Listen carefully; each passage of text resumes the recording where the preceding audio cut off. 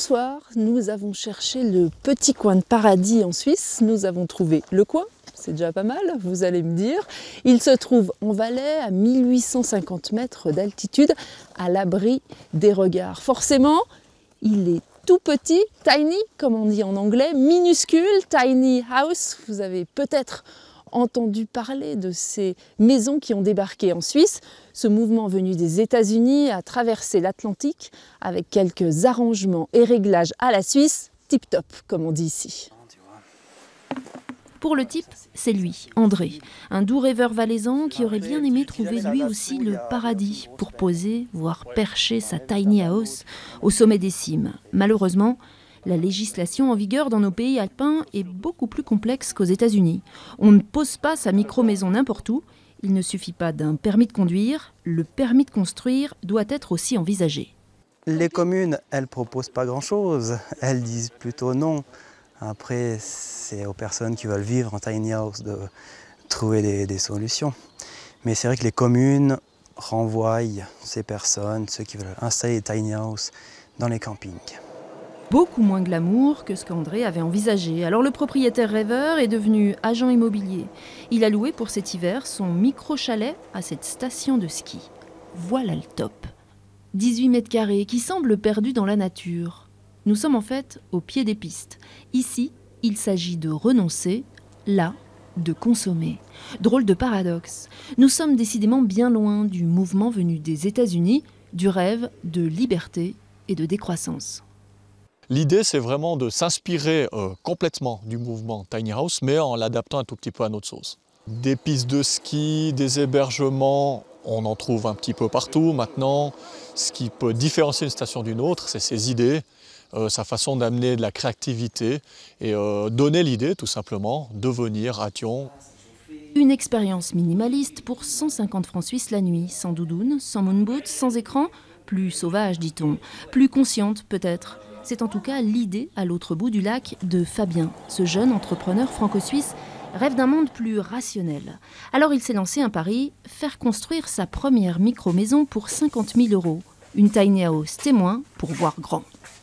Ma volonté, c'est de créer des tiny house villages, par exemple, de faire comprendre maintenant qu'en Suisse ou en France, il va falloir se dire que des gens ont des besoins, ont envie d'habiter dans ce type d'habitat.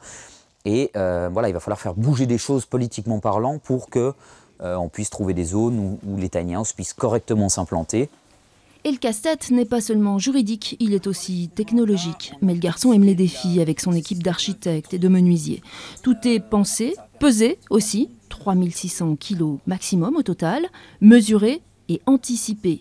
Écologie oblige. Un retour à l'essentiel, une vie plus simple, moins chère et plus proche de la nature. De retour là-haut, dans la montagne. Patricia l'a testé et c'est pas gagné. Effectivement, je crois que très peu de monde serait capable de renoncer à son confort pour vivre de manière minimaliste. On en rêve, enfin beaucoup en rêvent. Après, de là à franchir le pas, c'est vrai que c'est une autre histoire.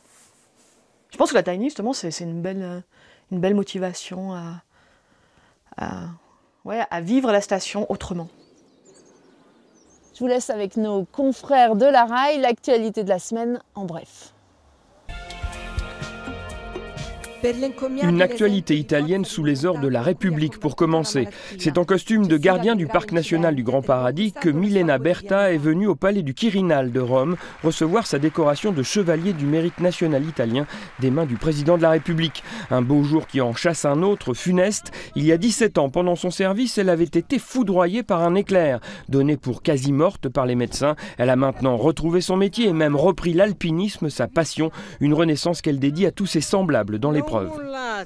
Ne lâchez rien, tenez bon, car souvent l'impossible peut devenir possible.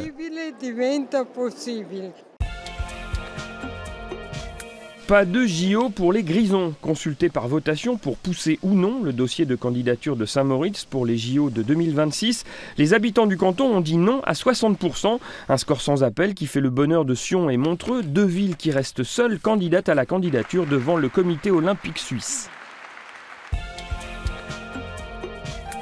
inaugurait le jour de la Saint-Valentin à 2000 mètres d'altitude au-dessus de la vallée d'Ost, le second télécabine sauna d'Europe. Le premier fonctionne déjà en Finlande depuis quelques mois. Celui-ci, outre son parement en bois, vous accueille dès l'ouverture des portes avec des parfums d'ambiance spa, ce qui change singulièrement des odeurs de sueur ou autres qui flottent d'ordinaire dans les télécabines.